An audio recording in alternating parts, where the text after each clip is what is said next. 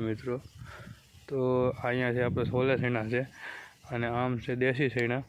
અહીંયા મેથી ને બકાલું ને એવું કરેલું છે, મૂળા ને બધું, લસણ ને એવું બધું. લસણમાં થઈ ગયું ખડ જામી ગયું છે અને જ્યારે આપણી બહુ સારી એવી થઈ ગઈ વાટવા જેવી મિત્રો.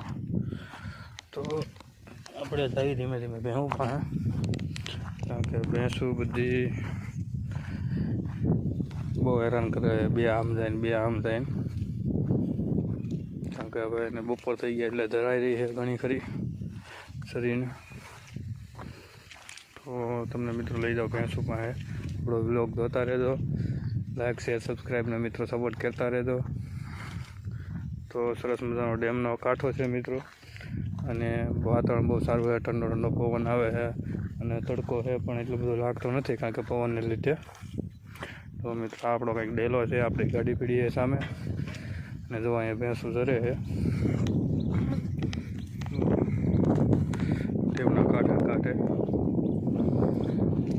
બે ભેંસું અહીંયા છે, 3. એક દિવસ અહીંયા આવીને ઊભી રહી ગઈ.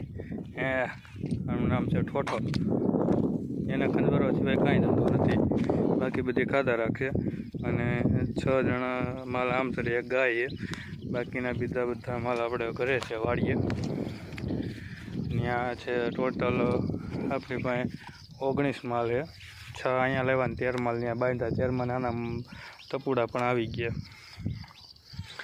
તો હવે આ ભેંસમાં આવ્યો કે નહીં એટલે ભાગશે, ખાવા મળશે, ખંજવાર છે. તો કેવા ગાંડા કાઢે મિત્રો. ઠોઠો